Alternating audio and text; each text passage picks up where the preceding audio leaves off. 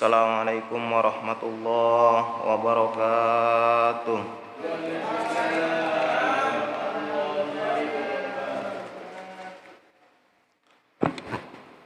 Alhamdulillah. Alhamdulillahilladzi an'ama 'alaina wa hadana ila dinil Islam. Asyhadu an la ilaha illallah wahdahu la syarikalah wa asyhadu anna sayyidana Muhammadan abduhu wa rasuluhu la nabiyya ba'dah. Allahumma shalli wa sallim ala sayyidina Muhammad wa ala ali sayyidina Muhammad kama shallaita ala sayyidina Ibrahim wa ala ali sayyidina Ibrahim wa barik ala sayyidina Muhammad wa ala ali sayyidina Muhammad kama barakta ala sayyidina Ibrahim wa ala ali sayyidina Ibrahim fil alamin innaka Hamidum Majid. Amma ba'du fa ya ayyuhal muslimun ittaqullaha haqqa tuqatih wa la tamutunna illa wa antum muslimun. Wa qala Allah ta'ala fil Qur'anil 'azim, a'udzu billahi minasyaitonir rajim. Falamma tajidu ma'an fatayammamu sa'idan thayyiba. Wa qala Allah ta'ala fi ayatil ukhra, a'udzu billahi minasyaitonir rajim. Rabbi shrah li sadri wa yassir li amri wa hlul 'uqdatam min lisani yafqahu qawli. Wa qala Rasulullah sallallahu alaihi wasallam fil hadis, a'udzu billahi minasyaitonir rajim. Wa ju'ilat turabu li tahura. Shadaqallahul adzim. Hadirin jamaah salat subuh rahimani wa rahimakumullah. Bersyukur henti-hentinya kita mengucap syukur kepada Allah Subhanahu wa taala dengan mengucap alhamdulillah, karena alhamdulillah pagi ini kita telah sama-sama melaksanakan sholat subuh berjamaah. Alhamdulillah kita masih diberikan istiqomah oleh Allah, masih diberikan kekuatan iman dan Islam, sehingga alhamdulillah kita masih sama-sama melaksanakan sholat subuh berjamaah. Kemudian dilanjut dengan kultum. Alhamdulillah, semoga kita semua selalu diberikan istiqomah dan semoga Allah senantiasa memberikan kita kekuatan iman dan Islam, dan juga insyaallah Allah senantiasa menerima semua amalan ibadah kita. Amin ya Allah, amin ya rabbal alamin. Karena tentang syukur, alhamdulillah sering kali disampaikan oleh saudara kita Bapak Muhammad Firdaus, yang setiap kali kultumnya selalu mengatakan tentang atau menjelaskan tentang bagaimana kita cara kita bersyukur kepada Allah, baik tentang alam sekitar maupun tentang syukur yang ada di dalam badan kita sendiri. Kemudian salawat serta salam semoga Allah selalu terlimpahkan kepada baginda Nabi besar Muhammad sallallahu alaihi wasallam. Hadirin jamaah salat subuh rahimani wa rahimakumullah. Sebelumnya saya mohon maaf karena pertemuan kemarin harusnya membahas tayamum, karena pas kebetulan kemarin saya kultum waktunya kebetulan itu di awal bulan Muharram, jadi saya sedikit menjelaskan tentang keutamaan atau keistimewaan di bulan Muharram. Insyaallah pagi ini kita akan membahas bagaimana tentang tayamum. Hadirin jamaah salat subuh rahimani wa rahimakumullah, sebelum masuk ke bab, sebenarnya ada sedikit, bukan ide sih, lebih ke kemarin alhamdulillah saya panggil Bapak Ustadz Azad kultum tentang bagaimana apa itu Al-Quran, kemudian bagaimana cara turunnya dan lain sebagainya. Dan beliau mengatakan insyaallah pertemuan selanjutnya saya akan membahas tentang tafsir Al-Quran, mulai dari surat Al-Fatihah kemudian seterusnya. Wassalamualaikum, alhamdulillah saya bersyukur masih ternyata di perumahan ini masih banyak orang-orang yang ngerti tentang agama dan mau menyampaikan apa yang beliau mengerti gitu istilahnya. Beliau punya ilmu dan mau menyampaikan, masya Allah, alhamdulillah. Karena kita di sini di perumahan ini masya Allah masih banyak yang awam, masih banyak yang belum tahu gitu. Alhamdulillah masih dikelilingi orang-orang yang mau mengamalkan, mau menyampaikan, terutama tentang tafsir Al-Quran. Kemudian Pak Bamas juga insya Allah beliau sering menyampaikan tentang hadis. Alhamdulillah saya sendiri di sini menyampaikan fikih, walaupun saya bukan ahli fikih, walaupun Ustadz Azad itu bukan ahli tafsir, Pak Bamas bukan ahli hadis, tapi di sini kami sama-sama belajar menyampaikan apa yang kami tahu dari guru-guru kami, sedikit yang kami tahu gitu. Adapun kesalahan itu datang dari pribadi kami gitu. Baiknya ya kita ambil, salahnya ya kita buang gitu. Kemudian usul dari saya pribadi, kita rubah namanya bukan lagi jadi kultum, tapi lebih ke kajian subuh. Karena kalau kultum itu terbatas waktu, Pak, gitu. Pak Ajat kemarin menjelaskan tentang tafsir. Saya kira untuk menjelaskan tafsir itu nggak cukup dengan waktu 7 menit gitu.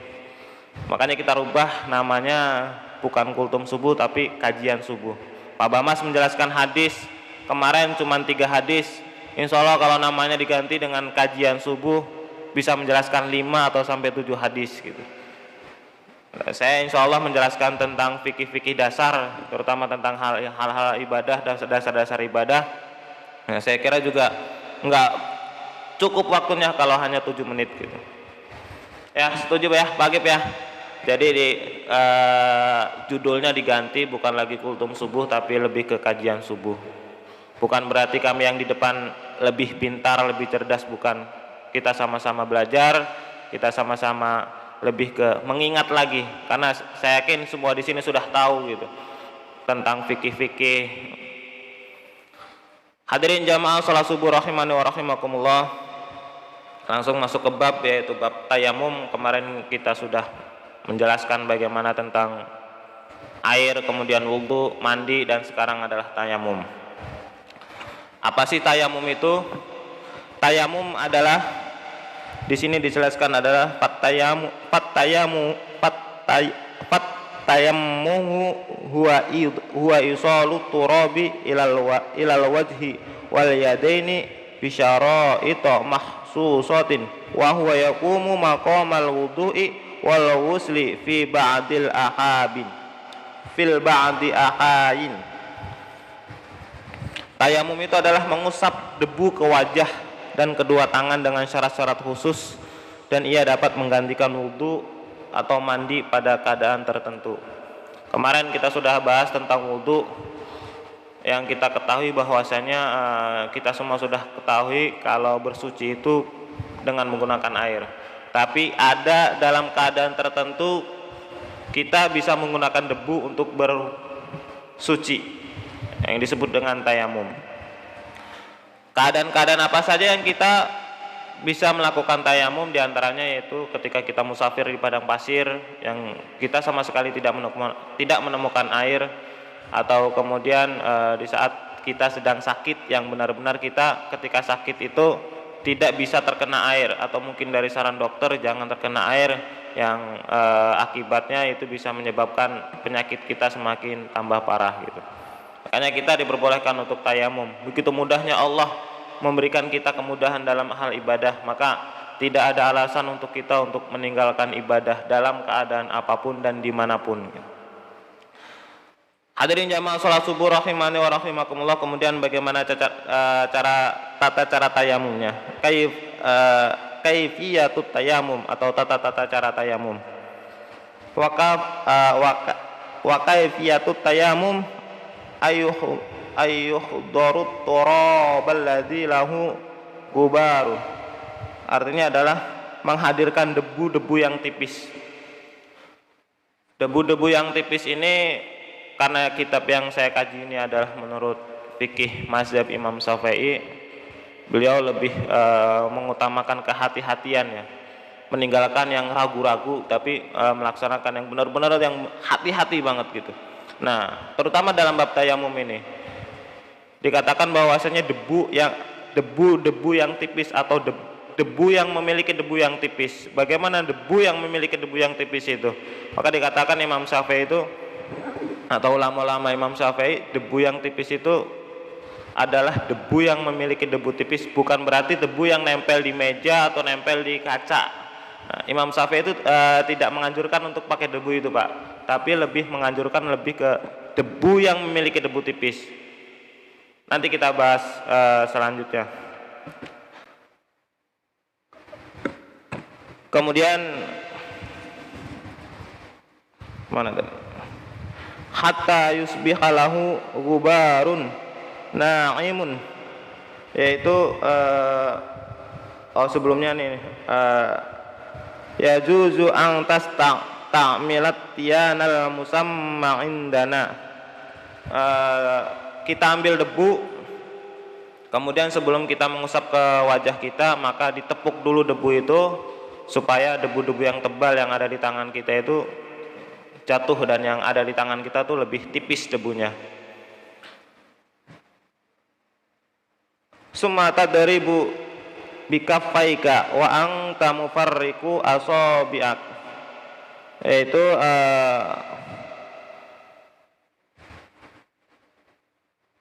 dia menepukkan kedua telapak tangan dan jarinya sedikit direnggangkan ketika ngambil debu, kemudian ketika ditepukkan itu jarinya sedikit direnggangkan.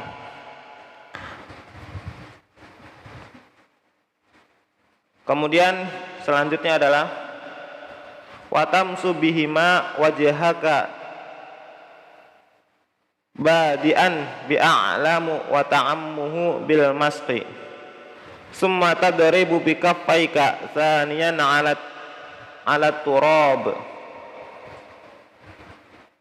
Kemudian setelah itu baru mengusap wajah, kemudian dia menepukkan kembali tangan ke telapak tangannya, kemudian dia mengusap kedua tangannya.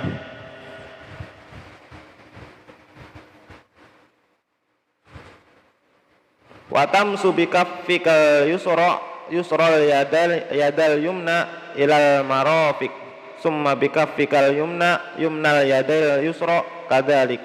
Artinya adalah mengusap kembali kedua tangan kita, tangan kiri mengusap kedua tangan, kemudian tangan kanan mengusap tangan kiri. Nah, caranya seperti yang saya diajarkan oleh guru saya, terutama debu. Karena dalam keadaan tertentu itu kalau kita sendiri itu lebih ke keadaan sakit ya. Karena kalau di padang pasir bukan mustahil sih, karena di sini kita nggak ada padang pasir gitu. Dan alhamdulillah negara kita itu negara yang masya Allah banyak air melimpah gitu. Jadi nggak mungkin di tempat manapun kayaknya nggak ada yang nggak ada air gitu. Pasti insya Allah ada air. Nah, keadaan kita untuk melakukan tayamum itu lebih ke ketika kita sakit. Nah, bagaimana? Maka ketika kita sakit maka siapkan debu yang tipis. Debu yang tipis itu adalah kita ambil pasir yang mungkin yang ada di pinggir jalan sedikit aja, tapi pasir yang benar-benar menurut kita tuh bersih, tidak ada kotoran kucing atau tidak ada kotoran ayam, pokoknya pasir yang benar-benar bersih. Karena pasir yang ada di pinggir jalan itu insya Allah termasuk dari debu yang memiliki debu tipis gitu. Tapi kalau yang hanya nempel di jendela, nempel di tembok atau nempel di meja itu hanya debu-debu tipis gitu. Karena mazhab Imam Syafi'i lebih ke berhati-hati debu yang memiliki debu tipis. Nah, caranya adalah kita ambil mungkin hanya setengah sendok debu, kemudian kita siapkan kertas, kita taruh debu tipis itu ke dalam kertas, kemudian kita ratakan di dalam kertas, kemudian kita ambil debu pakai menggunakan tangan kita. Nah, kemudian kita tepukan 2 kali atau mungkin secukupnya lah, mungkin bisa begini atau mungkin bisa begini. Nah, setelah itu baru kita usap ke muka kita, usap sampai merata, jangan sampai terlepas. Bisa menggunakan 2 tangan atau bisa menggunakan 1 tangan, terserah. Kita ambil debu, kita tepuk, kemudian kita usapkan ke muka kita itu yang pertama, sampai benar-benar merata bagian muka yang harus kita usap gitu. Cukup sekali yang penting merata. Cukup sekali yang penting merata sampai ke dahi, kemudian ke depan telinga sampai ke dagu, ke sela-sela hidung, pokoknya sampai merata lah, seperti halnya kita wudhu menggunakan air. Nah, kemudian setelah itu baru kita ambil debu lagi, kita tepuk lagi, baru kita ke tangan. Nah, cara menggunakan ke tangannya seperti ini, Pak. Kita ambil debu lagi, kemudian kita tepuk. Mohon maaf, saya copot dulu jamnya. Nah, tangan kiri mengusap tangan kanan dulu, karena sunnahnya di dalam wudhu juga dahulukan yang kanan daripada yang kiri. Nanti ada sunnah-sunnah tayamumnya, dan termasuk mendahulukan yang kanan daripada yang kiri. Kita ambil debu, kita tepuk. Nah, jari kita yang sebelah kiri ditaruh di punggung jari tangan kiri yang kanan. Tapi harus kena kukunya, jangan sampai laut begini, karena kalau begini, ini kan nggak kena atasnya. Maka benar-benar kita kena tempel, kemudian kita ambil setengah, bagi dua, karena nanti yang sebagian lagi buat mengusap punggung tangan. Ambil, kemudian kita usap ke bagian tangan, terus kemudian putar. Nah, ini kan belum nih, yang sebelah sini putar set. Jempol kan tadi belum kena jari kita, maka ketika muter ke atas larinya ke jempol, tapi jangan sampai tersentuh telapak tangan kita, Pak. Nanti ini yang telapak tangan kanan ini buat mengusap tangan yang kiri. Kita ambil, kita usap, muter ke atas, baru ke jempol. Nah, di dalam kitab ini sebenarnya nggak boleh putus, tapi dalam ulama-ulama yang lain putus juga boleh. Nah, kalau nggak putus, putar langsung. Sama seperti yang tadi, ujung-ujungnya adalah jempol. Cukup sekali, tapi jangan sampai lepas. Kalau sampai lepas ketika kita mengusap tangan, kemudian kita lepas, maka kita harus mengambil debu lagi, gitu. Makanya jangan sampai lepas, ke depan, ke jempol. Kemudian jangan putus, terus balik lagi ke atas, ke jempol. Nah, mohon maaf tadi saya lupa, itu ada niatnya. Jadi semua ibadah itu ada niatnya, innamal a'malu binniyat. Nah, ketika kita mengambil debu, kemudian kita niat. Nawa itu tayamumah listihibat mana tadi niatnya? Lupa saya juga niatnya. Nawa itu tayamumah istibahati fardhu sholati lillahi ta'ala. Saya niat tayamum untuk melaksanakan sholat karena Allah Ta'ala. Ambil debu, niat dalam hati, saya niat tayamum dengan menggunakan debu untuk melaksanakan sholat karena Allah Ta'ala. Nah, sambil diangkat, sambil niat, gitu. Niatnya ketika ngambil debu kemudian diangkat itu sambil niat dalam hati, karena niat itu dibarengi dengan gerakan. Nah, kemudian tadi tangan udah beres, kemudian kita udah beres, Pak, karena tayamum itu cuma muka dan tangan. Tayamum juga bisa menggantikan ketika kita sedang sakit yang benar-benar kita itu tidak bisa menggunakan air, atau mungkin dari saran dokter kita jangan terkena air, gitu. Makanya boleh kita menggunakan tayamum, dan tayamum juga bisa menggantikan kita untuk mandi besar ketika kita sedang sakit, yang tidak bisa, ketika kita lagi sakit kemudian kita mimpi atau lain sebagainya yang menyebabkan kita harus melaksanakan mandi besar, maka mandi besar bisa digantikan dengan tayamum. Tapi jangan jadikan alasan kita malas mandi kemudian tayamum, tidak, karena tayamum sendiri memiliki syarat-syarat tertentu yang mengharuskan kita untuk melakukan tayamum. Nah, di sini ada bab selanjutnya adalah asbabut tayamum, sebab-sebab yang memperbolehkan kita tayamum.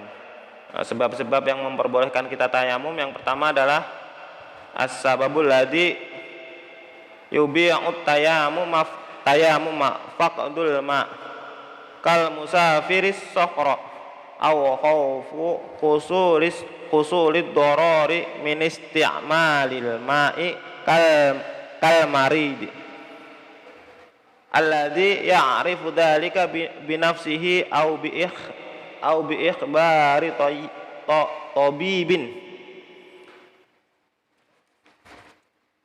Sebab-sebab tayamum yang pertama adalah tidak ada air, seperti kal musafiri fis sokhra, seperti kita musafir di padang pasir. Cuman syarat yang pertama ini tidak mungkin terjadi di daerah kita, ya, karena tidak ada padang pasir. Kemudian sebab yang kedua adalah awhafu husulid dorori min isti'malil ma'i kal marid, yaitu dia takut karena kondisi darurat untuk menggunakan air seperti sakit. sakit yang menyebabkan kita itu benar-benar tidak boleh menggunakan air atau tidak boleh terkena air, maka boleh kita menggunakan tayamum.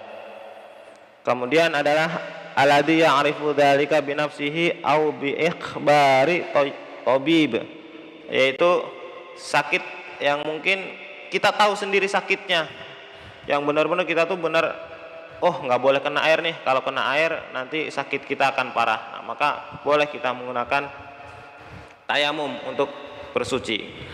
Kemudian surutut tayamum atau syarat-syarat tayamum, yang pertama adalah wujudul udhril mubikhilahu, terdapat uzur yang membolehkan kita untuk tayamum seperti sakit dan di padang pasir tadi.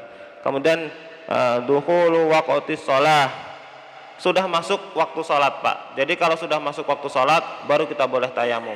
Jangan kita tayamum sebelum masuk waktu sholat. Ketika sebelum masuk waktu sholat maka tayamumnya tidak sah.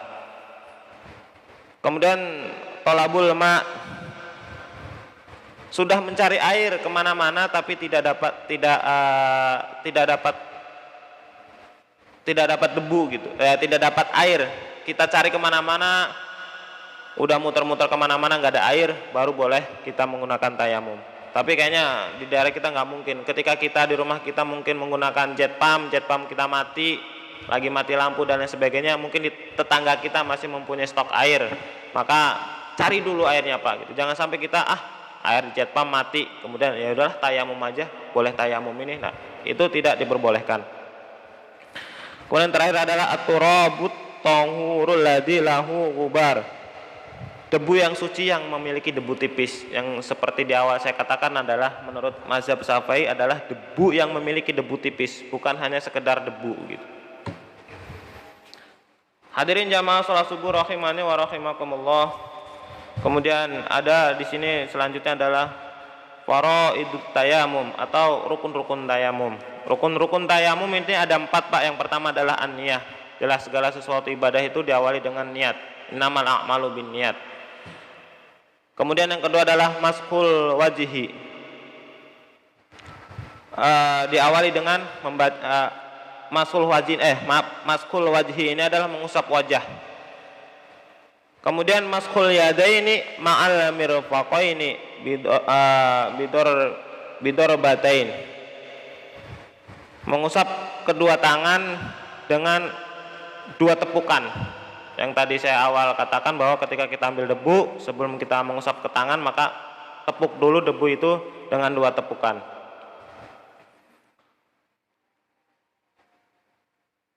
Dorbatin lil wajhi wa dorbatin lil yadaini. Oh maaf, jadi 1 tepukan itu untuk wajah dan satu tepukan lagi untuk tangan. Maka fardunya, rukun-rukunnya adalah ketika kita ambil debu, kita tepukan debu yang ada di tangan kita, baru kita usapkan ke muka. Kemudian kita ambil debu, kita tepukan, baru kita usapkan ke tangan. Dan yang terakhir adalah tertib.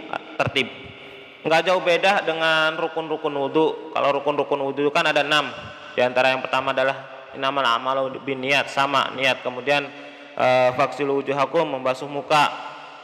Kemudian faksilu wujuhakum wa aidakum ilal marafiq, kemudian mengusap kedua tangan. Membasuh kedua tangan, wa aidakum ilal marafiq, wa amsahu bi urusikum kalau wudu, mengusap kepala.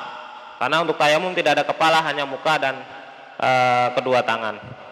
Kemudian ada juga sunnah-sunnah tayamumnya. Yang pertama adalah at-tasmiyatu, membaca bismillah. Sebelum kita melakukan tayamum maka disunahkan kita untuk membaca bismillah. Taqdimul yumna 'alal yusra, dahulukan yang kanan dan yang kiri. Sama halnya dengan wudu, dahulukan yang kanan. Segala sesuatu yang baik itu maka dahulukan dengan yang kanan. Tahfifut turabi minal kaffain, ringankan atau tepukan debu dari telapak tangan, tipiskan debu. Makanya rukunnya itu adalah ditepukkan tangan, yang sunnahnya itu untuk menipiskan debu yang ada di telapak tangan kita atau di telapak tangan kita. Kemudian al-muwalatu ayat tatabu, beruntun. Beruntun itu artinya dari berurutan. dari muka baru ke tangan, jangan tangan dulu baru ke muka. Hadirin jamaah salat subuh rahimani wa rahimakumullah, kemudian ada mubtilatut tayamum. Hal-hal yang membatalkan tayamum. Yang pertama adalah kullu ma yubtilul wudu. Segala sesuatu yang membatalkan wudu itu juga sama akan membatalkan tayamum. Ru'yatul ma'i qabla dukhuli fi shalah. Melihat air sebelum waktu sholat. Jadi kalau sebelum waktu sholat kemudian kita melihat air, kemudian kita melakukan tayamum, maka tayamumnya tidak sah. Makanya syarat tayamum itu adalah kita sudah mencari air, kemudian kita tidak menemukan air, baru boleh kita menggunakan tayamum. Ar-riddatu, murtad, kafir. Murtad atau kafir, jelas ketika kita murtad atau kafir maka kita tidak boleh untuk melakukan tayamum. Hadirin jamaah salat subuh rahimani wa rahimakumullah, kemudian ada hal-hal yang diperbolehkan dengan tayamum. Nah, tayamum ini ada beberapa hal yang diperbolehkan dengan tayamum. Yang pertama, jika orang yang bertayamum itu berniat untuk melaksanakan sholat fardu, maka sholat satu kali untuk tayamum. Jadi tayamum itu hanya boleh dipergunakan untuk satu kali sholat fardu. Ketika kita sholat duhur kemudian kita tayamum, walaupun kita tidak batal wudu, tidak batal tayamumnya, tidak tidak ada hal-hal yang membatalkan kita, maka ketika sudah masuk waktu sholat asar maka kita harus tayamum lagi, karena tayamum itu hanya boleh dipergunakan untuk satu kali sholat fardu. Adapun untuk sholat sunnah boleh, silakan mau berapa rakaat pun boleh melaksanakan sholat sunnah. Ini hanya untuk yang fardu saja. Hadirin jamaah sholat subuh rahimani wa rahimakumullah, alhamdulillah kita sudah selesai melaksanakan bab tayamum. Nanti insya Allah pertemuan selanjutnya kita akan bahas tentang najis, kemudian tentang cara kita membersihkan najis, jenis-jenis najis, kemudian kita juga insya Allah akan membahas tentang wanita atau darah-darah yang keluar dari wanita. Insya Allah kita akan bahas, kemudian setelah itu baru kita bahas tentang sholat. Hadirin jamaah sholat subuh rahimani wa rahimakumullah, semoga apa yang saya sampaikan tadi bisa bermanfaat, khususnya untuk pribadi saya dan umumnya untuk kita semua. Kemarin sempat ngobrol dengan beberapa orang, katanya harus ada pertanyaan Pak. Jadi bagi jamaah yang ingin bertanya, baik tentang wudu, baik tentang air, baik tentang mandi maupun tentang tayamum, silakan pagi Pak Evan. Takut ada yang hal-hal yang ingin ditanyakan. Insya Allah kalau saya bisa jawab, saya jawab. Tapi kalau nggak bisa jawab, insya Allah nanti akan saya tanyakan kepada orang-orang yang mungkin lebih tinggi ilmunya dibanding saya, atau mungkin ke guru-guru saya. Pak Evan, silakan. Ada yang ditanyakan Pak?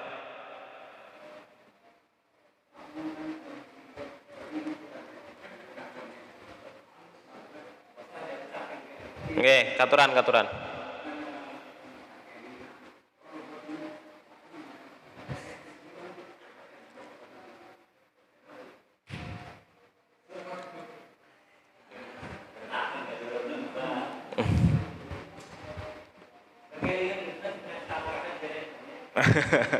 Insyaallah.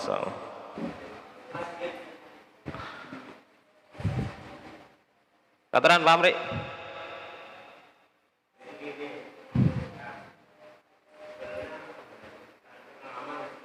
Kenapa?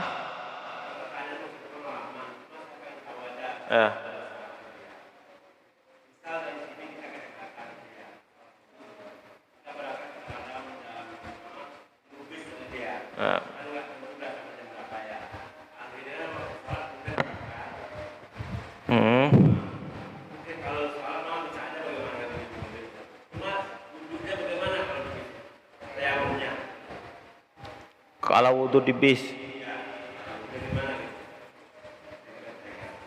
Tadi kita berangkat kemana tadi Pak? Ke Jakarta misalkan, berangkat sebelum subuh. Ya kalau bisa berangkatnya jangan sebelum subuh Pak, setelah subuh gitu. Udah tahu mau subuh berangkat gitu. Ya. Nah. Ya, nah, kalau memang ada aturan seperti itu, uh, boleh menggunakan kalau emang sebenarnya kan sebelum berangkat kita tahu waktu subuh nih, kan di rumah ada air, bisa bisa aja kita wudhu dulu, kemudian kita wudhu dulu karena kan di rumah ada air pak, wudhu dulu, kemudian kita kalau misalkan bisnya itu emang ada aturan bisnya itu berangkat sebelum subuh ya kita wudhu dulu, berangkat di bis kan karena kita nggak tahu datangnya jam berapa ya kita di bis ya kita sholat pak, itu benar boleh pak, benar. Ya, karena kan kalau waktu subuh itu kan waktunya sempit Pak. Khawatir nyampe Jakarta jam 7 atau jam 8 karena waktu subuh itu batasnya adalah suruk Pak. Ya, makanya kalau bisa ya berangkatnya setelah subuh gitu, jangan sebelum subuh gitu. Tapi kalau emang ada aturan seperti itu maka ya wudhu dulu sebelum berangkat Pak gitu. Ya betul. Ya betul. Nah. Ya, makanya itu pentingnya menjaga wudhu Pak gitu. Makanya pentingnya menjaga wudhu gitu. Iya boleh sah Pak, boleh. Boleh sah, sholat di bis boleh Pak.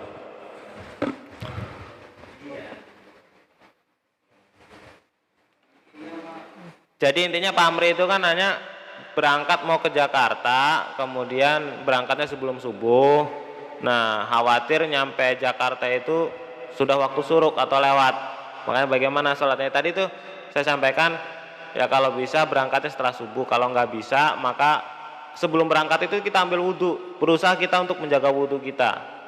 Nah, ya makanya jangan sampai kita batal wudhu Pak. Kita merasa tahu kita nih mau sholat di bis ya jangan sampai kita berusaha untuk menjaga wudhu kita, jangan sampai melakukan hal-hal yang membatalkan wudhu. Ya kalau ada perempuan yang pengen salaman ya kan kita bisa jaga Pak, jangan sampai bersentuhan gitu. Ya kalau pengen buang air ya tahan dulu lah gitu. Ya karena emang kondisinya kan darurat seperti itu Pak gitu.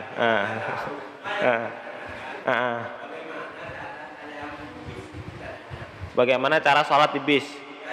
Tayamum di bis. Oh tayamum. Ya tadi tuh siapkan debu Pak, siapkan debu tipis. Nah debu itu Pak, mohon maaf tadi saya juga lupa menyampaikan debu itu bisa dipakai berkali-kali, bukan menjadi mustakmal. Makanya kalau kita sakit, kita tahu sakit, kemudian kita dirawat, perintahkan istri kita atau anak kita atau saudara-saudara kita untuk ambil debu yang memiliki debu. Nah debu itu bisa dipergunakan berkali-kali sampai kapanpun bisa Pak. Makanya kalau emang darurat seperti itu Pak Amri siapkan aja debu, nanti bisa gunakan tayamum di dalam bis gitu. Tapi kalau bisa kan kalau di bis itu lebih ke nggak ada syarat Pak sebenarnya, kan tayamum itu ada syaratnya, tidak termasuk ke dalam syarat untuk tayamum Pak. Karena Pak Amri biasanya lebih ke wudhu pakai air dulu, kalau bisa pertahankan wudhu itu gitu. Kalau udah masuk sholat atau ke sholat baru sholat di bis gitu, jangan sampai batal wudhu maka tayamum gitu, lebih ke kurang tepat aja gitu Pak. Makanya kalau mau berpergian lebih baik setelah sholat lah gitu.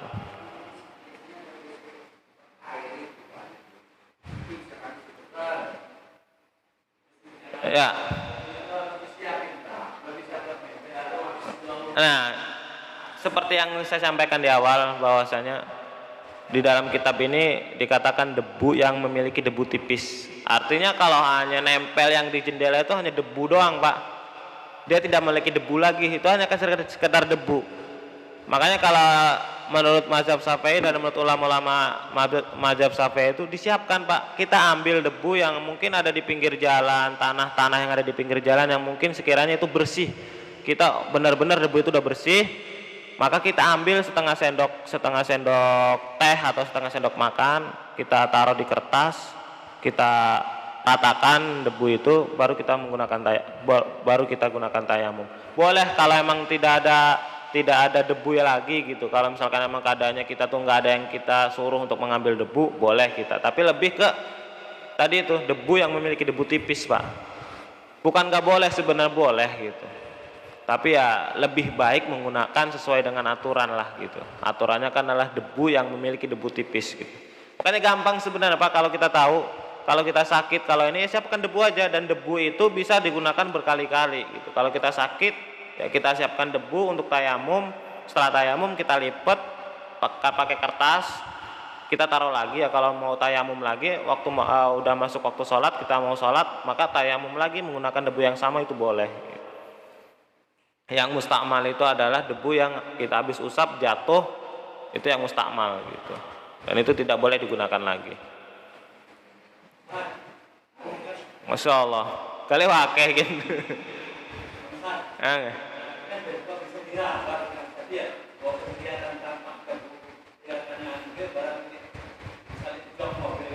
Oke.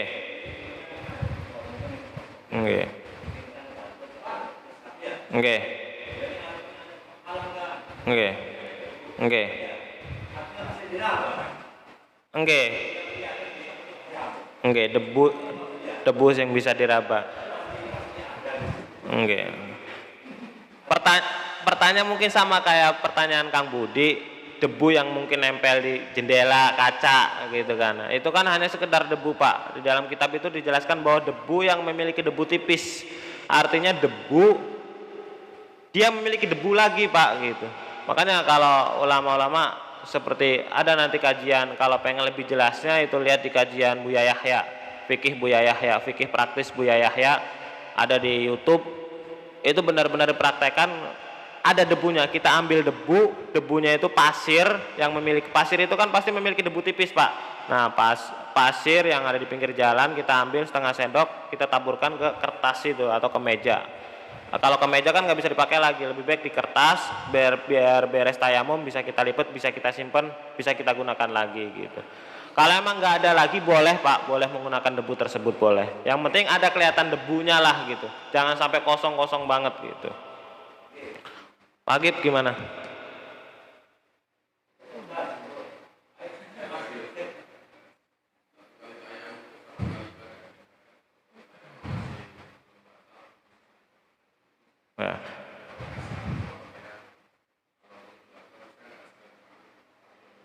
Ya. Tadi seperti sudah saya jelaskan juga, tayamum itu dijelaskan di akhir ya. Tayamum itu hanya untuk sekali melaksanakan sholat fardu, Pak.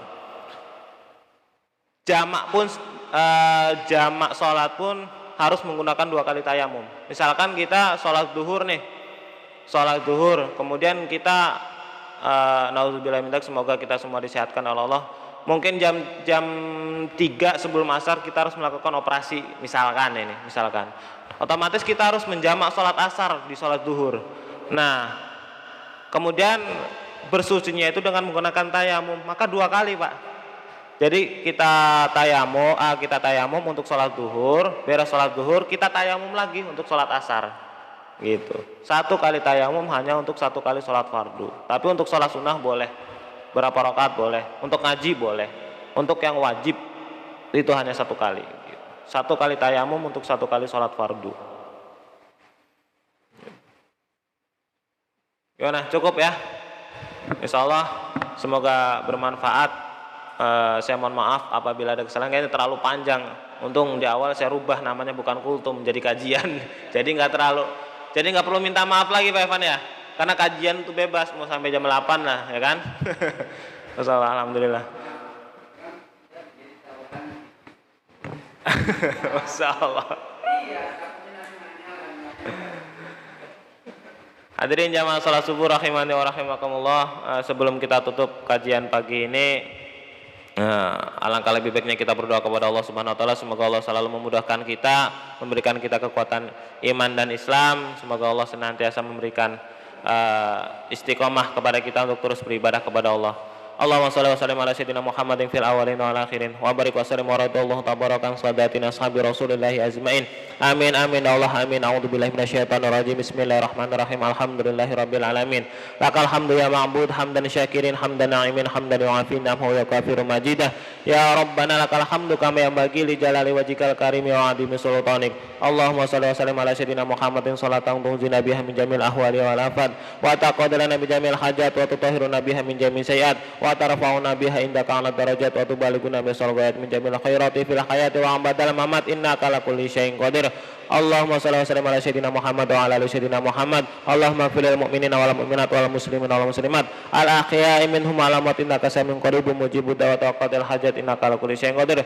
Allahumma ighfir lana dzunubana wa li walidayna warhamhuma kama rabbayana shighara. Allahumma ighfir lana dzunubana wa li walidayna wa lil mu'minina yauma yaqumul hisab. Rabbana ya Allah zalamna anfusana wa illam taghfir lana wa tarhamna lanakunanna minal khasirin. Allahumma innaka afuwwun karim tuhibbul afwa fa'fu 'anna ya karim. Allahumma inna nas'aluka rizqan thayyibah wa ilman nafi'an wa amalan mutaqabbalan ya Allah wa amalan mutaqabbalan wa amalan mutaqabbalan. Allahumma taqabbal minna innaka antas samiul alim wa tub 'alaina innaka antat tawwabur rahim. Allahumma inna nas'aluka salamatan fid din wa afiyatan fil jasad wa ziyadatan fil ilmi wa barakatan fi rizqi wa taubatan qablal maut wa rahmatan indal maut wa maghfiratan ba'dal maut. Allahumma hawwin 'alaina fi sakaratil maut wa najatan minan nar wa 'afwan dal hisab. Rabbana la tuzigh qulubana ba'da idh hadaytana wa hab lana min ladunka rahmah innaka antal wahhab innaka antal wahhab. Allahumma inna nas'aluka husnal khatimah wa na'udzubika min syarril aqibati wa su'il khatimah. Allahumma arinal haqqa haqqan warzuqna ittiba'ahu wa arinal batila batila warzuqna ijtinabah.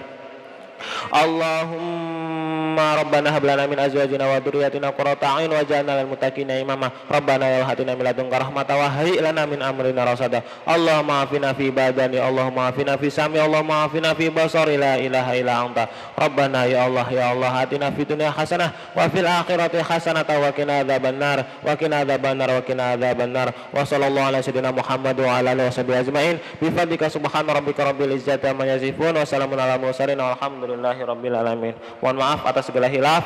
Assalamualaikum warahmatullahi wabarakatuh.